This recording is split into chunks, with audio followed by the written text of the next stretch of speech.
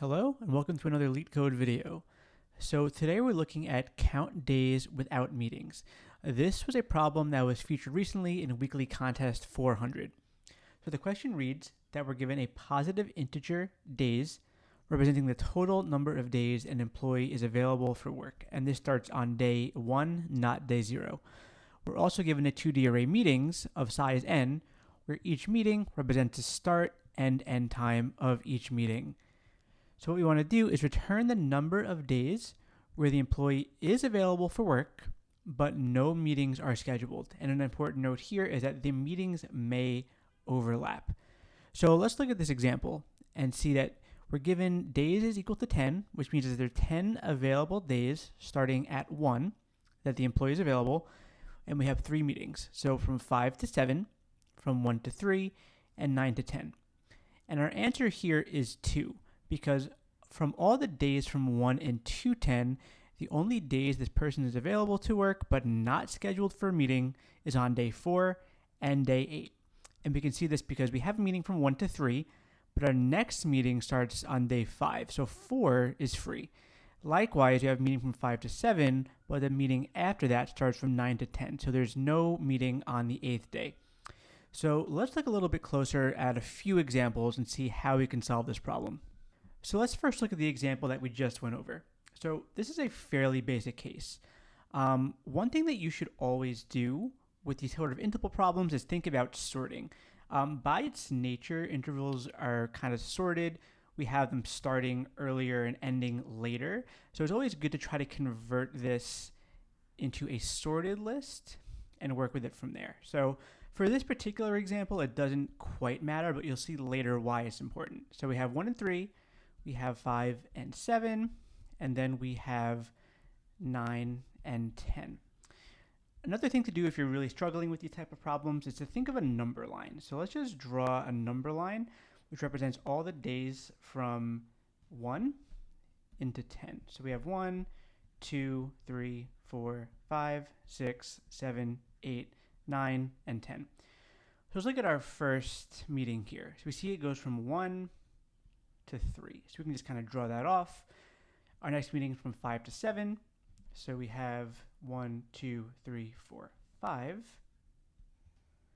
And sorry, I started late. This should have been from here to here. So this is 1 to 3. We have 5 to 7. And then we have 9 here to 10. So you'll see that the days that we have free are this 4 here and this 8 here. So what we can do is just take a look at these days that have no meetings and return that as our answer. So how do we actually get this 2 value? Well, we could iterate from every number between 1 and days 10 here and look where this is free, right? But this is kind of redundant. This is a lot of work we don't need to do. We've already gone through all the meetings.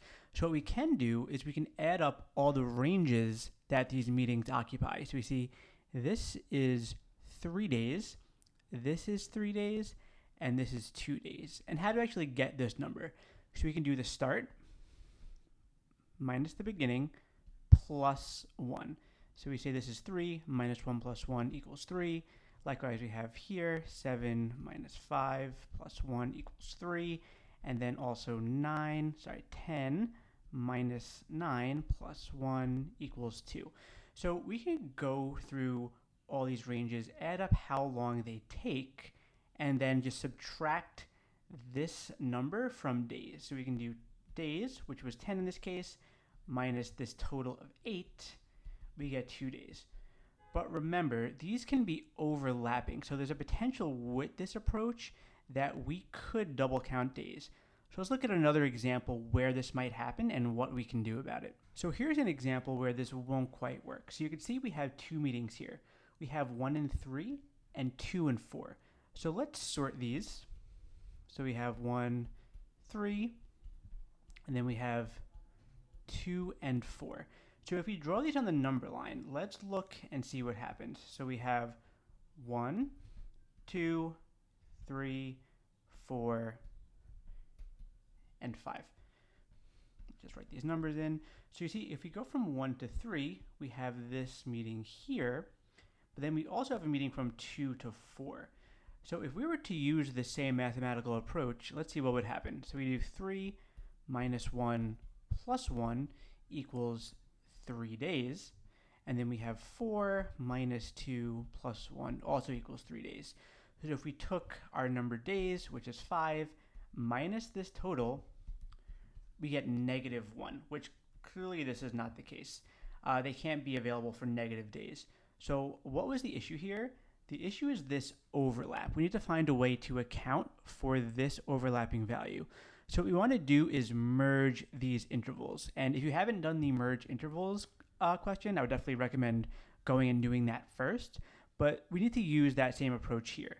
So what we would do is we'd take this sorted collection and we would merge intervals as we go through. So let's say we have 1 and 3. Does the next occurring interval merge? Well, how do we know that? So when we look at intervals, we have to see, does the end of this one overlap the beginning of this one? So is this end greater than this beginning? So using this, comparing the end and the beginning of adjacent intervals, we can tell if they're overlapping or not. So these clearly are, because this ends later than this begins. So then how do we actually merge these? So what we're going to do is take the minimum of the starts and the maximum of the end. So what this is the min of the starts is 1, and then the maximum of the ends is 4.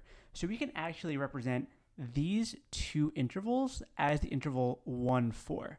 Then once we merge all these intervals, we can use this same mathematical approach to get the days, right? Because what this now becomes is one interval that goes from 1 to 4.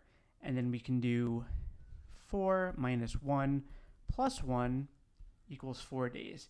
Then we take our days minus that 4 equals 1, which is the correct answer. So the approach here is that we're going to sort our intervals, then we're going to merge them, then we're going to go through these merged intervals and check how many days are busy. We add up all the busy days and then we subtract the total days minus the busy days to get our answer. So the time complexity here is going to be O of n log n. And this is because we have to sort these intervals. And we sort them because this is the most efficient way to do the merging process. We could try to merge by doing like some kind of O of n squared or O of n cubed operation, but it's much more complicated. This is definitely the easiest and most efficient way to do that merging. So let's hop over to the code and see exactly how this works. So the first thing we do here, as mentioned, is that we sort our meetings, that we can merge them and know that they are in a sorted order. Then we're going to have a stack, and this stack is what we're going to use to merge these intervals. So we're going to go through all of our meetings, and if we haven't seen any meetings so far, we know there's nothing that we can merge it with, so we just add it onto our stack and we continue.